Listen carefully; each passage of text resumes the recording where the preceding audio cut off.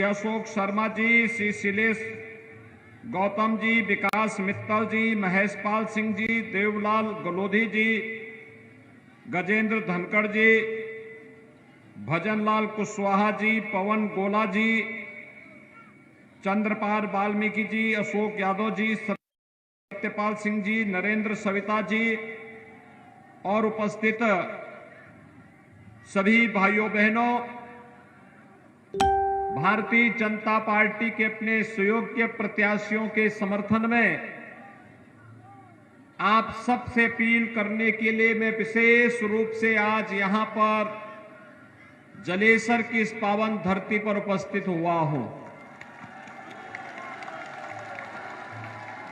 भाइयों बहनों, जलेसर का घंटा योगी जब देश के साथ बसता है तो भाइयों बहनों, यह देव ध्वनि तो करता ही है, लेकिन साथ साथ जलेसर को भी एक पहचान दिलाता है। क्या बात भाइयों बहनों,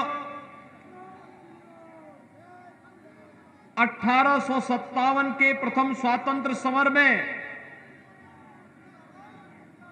जनपद ने देश की स्वाधीनता के लिए अग्रणी भूमिका का निर्वहन किया था और लगातार यहां के क्रांतिकारी भारत माता की स्वाधीनता के लिए जूझते रहे। लेकिन इसे विडंबना ही कहा जाएगा कि जिस जनपद ने देश के अंदर स्वाधीनता की लड़ाई में अग्रणी भूमिका का निर्वहन किया हो, आजादी के बाद 70-71 वर्षों तक उस जनपद में बीमार लोगों के लिए उच्च चिकित्सा संस्थान स्थापित हो, मेडिकल कॉलेज की स्थापना हो, यह सपना कभी साकार नहीं हो पाया। लेकिन आज मुझे आप सबको बताते हुए प्रसन्नता की अनुभूति हो रही है कि हमारी सरकार ने वीरांगना अवंतीबाई लोधी जी के नाम पर एक मेडिकल कॉलेज का निर्माण भी आपके एटा जनपद को दे दिया है। आज यहां पर अपना मेडिकल कॉलेज उच्च स्वास्थ्य सुविधा के केंद्र के रूप में स्थापित हो गया है। भाइयों बहनों, ये जनपद यहां पर इससे पहले 2017 के पहले सत्ता के द्वारा प्रायोजित अपराधियों, पेशेवर माफियाओं के गुंडागिर्दी और अराजकता का अड्डा था। आपने 2017 के बाद एटा जनपद के उन कुख्यात माफियाओं के ऊपर सरकार का बुलडोजर चलते हुए देखा होगा और उनकी संपत्ति को जब्त होते हुए भी देखा होगा। क्या इससे पहले कभी माफियाओं के ऊपर बुलडोजर चल पाता था? ये बुलडोजर चलना चाहिए ना? कौन चलाएगा? भाइयों बहनों, आज यही तो मैं कहने के लिए आया हूं। मैं यही कहने के लिए आया हूं, सपा रही हो या बसपा, कांग्रेस हो या फिर अन्य वे दल जो दलदल में धंसे हुए हैं, इनके मन में गरीब के लिए संवेदना नहीं थी, किसान के लिए संवेदना नहीं थी, एमएसएमई यानी सूक्ष्म लघु मध्यम उद्यम से जुड़े हुए उद्यमियों के लिए संवेदना नहीं थी, बेटी की सुरक्षा के लिए इनके मन में संवेदना नहीं थी। इनकी संवेदना तो पेशेवर माफिया और अपराधियों के प्रति थी। याद करिए, इन्होंने किसानों का कर्ज माफ नहीं किया, इन्होंने अन्नदाता किसानों के बारे में कुछ नहीं किया, बेटियों की सुरक्षा के लिए कुछ नहीं किया, गरीबों को मकान नहीं दिया, गरीबों को शौचालय नहीं दिया और स्वास्थ्य की भी कोई उत्तम व्यवस्था ये लोग नहीं कर पाए थे। याद करिए, इस सदी की सबसे बड़ी महामारी कोरोना है। कोरोना में दुनिया की बड़ी बड़ी ताकतें इस महामारी के सामने पस्त हो गई और उत्तर प्रदेश में हमने कोरोना के जिन को बोतल में ऐसा बंद कर दिया कि हजारों की संख्या में भीड़ एकत्र है, कोरोना का कहीं अता पता नहीं। ये होती है कोरोना प्रबंधन की, कैसे कोरोना प्रबंधन होता है। प्रधानमंत्री मोदी जी के नेतृत्व में फ्री में टेस्ट, फ्री में उपचार और फ्री में वैक्सीन। कितने लोगों ने वैक्सीन ली है? वाह जी, आपका मैं अभिनंदन करता हूं, आपने सबने वैक्सीन ले ली है। मैं धन्यवाद दूंगा अपने इन दोनों विधायकों को जिन्होंने वैक्सीन लेने के लिए सभी लोगों को प्रेरित किया। भाइयों बहनों, जो लोग वैक्सीन के खिलाफ दुष्प्रचार करते थे, कहते थे कि यह मोदी वैक्सीन है, भाजपा वैक्सीन है, अब तो उनको जवाब दोगे ना, ये मोदी वैक्सीन और भाजपा वैक्सीन से ही जान बची है। बताएंगे? वोट की चोट से उन पर जोरदार प्रहार करेंगे ना? और भाइयों बहनों, एक तरफ फ्री में वैक्सीन, सबको वैक्सीन, और दूसरी तरफ अपने सभी नागरिकों के लिए डबल इंजन की सरकार है, डबल डोज राशन की महीने में फ्री में व्यवस्था।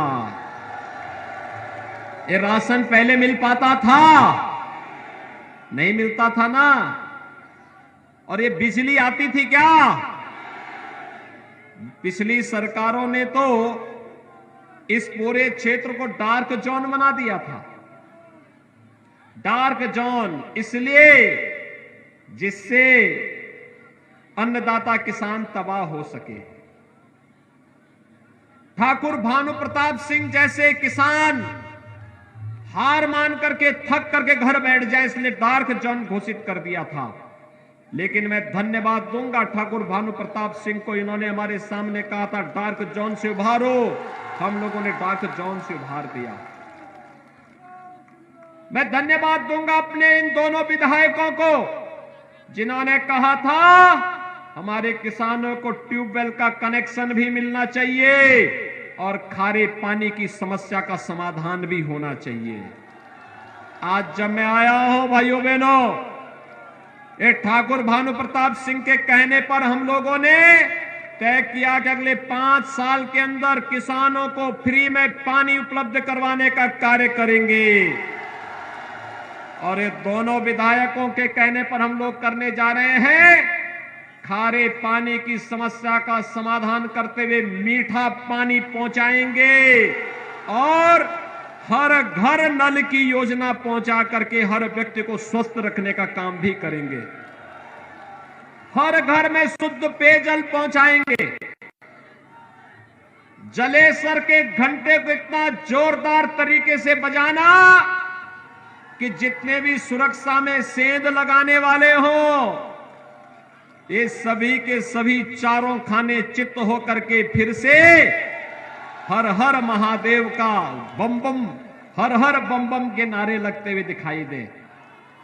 याद करिए, सपा की सरकार के समय बाजारों में बम चलते थे, व्यापारियों का अपहरण होता था, बेटियां स्कूल नहीं जा पाती थी, छोटी छोटी बातों को लेकर के कर्फ्यू लगता था, दंगे होते थे। अब भी कर्फ्यू लगता है क्या?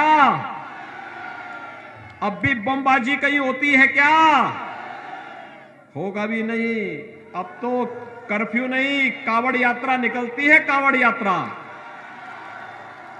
और बमबाजी नहीं होती, बल्कि हर हर बम बम के नारे लगा करके हमारा कावड़ यात्री निकल करके भगवान शिव के मधुर भजनों को गाता हुआ भगवान शिव का अभिषेक करता है। भाइयों बहनों, आज मैं आया हूं आप सबके पास आपने देखा होगा क्या फर्क है, आपने देखा होगा कितना परिवर्तन लाने का काम किया है। और भाइयों बहनों, आज आप देख रहे होंगे अकेले आपके एटा जनपद में हमारी सरकार ने लगभग 64,000 किसानों का कर्जा माफ किया था। कितना? 64,000 किसान परिवारों का। और प्रधानमंत्री किसान सम्मान निधि में 2,87,000 किसानों को 6,000 रुपए हर वर्ष प्रधानमंत्री किसान सम्मान निधि का लाभ उनके अकाउंट में आता है, सीधे उनके खाते में आता है। भाइयों बहनों, 2017 के पहले समाजवादी पार्टी ने अपराध ही नहीं बढ़ाया था, एक पाप और किया था। ये दिव्यांग जनों को, विधवा महिलाओं को, वृद्धजनों के पेंशन को रोक दिया था। छठे छटाए गुंडों को उसने पेंशन देना प्रारंभ कर दिया था। भाइयों बहनों, आज हमारी सरकार प्रदेश के अंदर 1 करोड़ गरीबों को, 1 करोड़ दिव्यांगजन, विधवा महिला और वृद्धजनों को 12,000 रुपए पेंशन दे रही है। और आपके एटा जनपद की मैं बात करूं तो भाइयों बहनों, यहां पर अगर मैं बात करता हूं तो 11,500 से अधिक दिव्यांगजनों को, 23,700 से अधिक विधवा महिलाओं को और 40,000 वृद्धजनों को 12,000 रुपए सालाना पेंशन की सुविधा हमारी सरकार उपलब्ध करवा रही है, अकेले एटा जनपद को। भाइयों बहनों, 15 लाख गरीबों को एटा जनपद में महीने में 2 बार फ्री में राशन देने का कार्य सरकार कर रही है, आपके अकेले एटा जनपद में।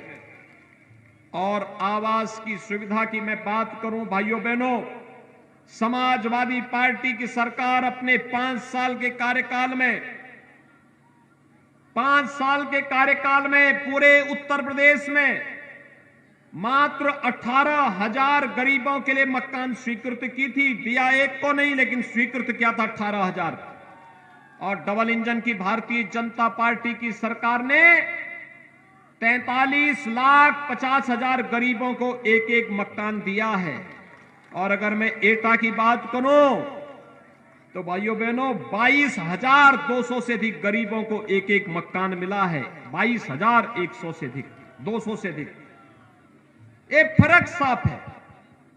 लेकिन भाइयों बहनों, ये गरीबों को आवास, गरीबों के लिए शौचालय, हर घर नल की योजना, मेडिकल कॉलेज की सुविधा, अन्नदाता किसानों के लिए फसल ऋण माफी का कार्य हो या फिर अन्य सुविधाएं, नौजवानों के लिए टैबलेट और स्मार्टफोन हो, या डिग्री कॉलेज, पॉलिटेक्निक और ITI का निर्माण, फायर स्टेशन की स्थापना का कार्य हो, या फिर जलेसर के घंटे को 1 डिस्ट्रिक्ट 1 प्रोडक्ट में शामिल करके वैश्विक मानचित्र पर प्रस्तुत करने का कार्य। और मैं तो धन्यवाद दूंगा श्री राम जन्मभूमि के लिए 2100 कुंटल का घंटा यहीं के कारखाने में श्री विकास मित्तल ने तैयार किया था। मैं उन्हें धन्यवाद दूंगा। 2100 कुंटल का घंटा, जब राम जन्मभूमि पर 2100 कुंटल का घंटा बजेगा तो भाइयों बहनों, दिन में भी सपना देखने वाले चारों खाने चित स्वयं ही हो जाएंगे। ये मान्यता है कि जलेसर का घंटा जब देव मंदिरों में बजता है तो जो अपशकुन होता है वो अपने आप दूर भाग जाता है। और जो प्रदेश के विकास में अपशकुन थे, वे अपशकुन जलेसर के घंटे से स्वतः ही दूर भाग जाएगा। और यही आह्वान करने के लिए आए हैं कि 5 साल में प्रधानमंत्री मोदी जी के नेतृत्व में डबल इंजन की सरकार ने जो किया है, भाइयों बहनों, ये हमारे लिए चुनाव जीतने का जुगाड़ भी नहीं था। चुनाव आएंगे जाएंगे, लेकिन सुरक्षा का माहौल मिलना चाहिए। हर गरीब को, हर नागरिक को सुरक्षा मिलनी चाहिए। हर गरीब के चेहरे पर खुशहाली झलकनी चाहिए। हर नौजवान को रोजगार की गारंटी मिलनी चाहिए। हर अन्नदाता किसान का सम्मान होना चाहिए। हर बेटी और हर व्यापारी अपने आप को सुरक्षित महसूस कर सके, इसके लिए मैं आपके पास आया हूं, आपसे अपील करने के लिए। श्री वीरेंद्र सिंह लोधी और भारतीय जनता पार्टी के हमारे विधानसभा के यहां पर प्रत्याशी श्री संजीव दिवाकर ने पूरी मेहनत के साथ सरकार के साथ मिलकर के काम किया है। और भाइयों बहनों, मैं आपसे अपील करने के लिए आया हूं। सरदेव कल्याण सिंह जी की एक कर्म भूमि है। उनका सानिध्य और उनका आशीर्वाद भारतीय जनता पार्टी और प्रदेश को मिलता रहा है। आज मेरी आप सबसे अपील है कि सरदेव कल्याण सिंह जी के सपने को साकार करने के लिए, सुरक्षा और समृद्धि के सपने को फिर से साकार करने के लिए भारतीय जनता पार्टी आज आवश्यक है। क्योंकि भारतीय जनता पार्टी ही एक हाथ पर विकास की छड़ी होगी और दूसरे हाथ में बुलडोजर का लेबर जब चलेगा तो बड़े बड़े माफिया ध्वस्त हो जाएंगे। ये माफिया ध्वस्त होने चाहिए ना, सदैव के लिए सहमत हैं? तो मेरी आपसे अपील होगी, भारतीय जनता पार्टी के प्रत्याशी मरारा से श्री वीरेंद्र सिंह लोधी और जलेसर से श्री संजीव दिवाकर, इन दोनों को समर्थन करके भारी मतों से विजयी बना करके भेजेंगे। दोनों हाथ ला करके मुझे आश्वस्त करिए। जहां तक मेरी आवाज जा रही है, दोनों हाथ ला करके बताइए, क्या जिताएंगे? तो मेरे साथ बोलेंगे, भारत माता की, भारत माता की, भारत माता की। जिला के अध्यक्ष श्रीमान संदीप जैन।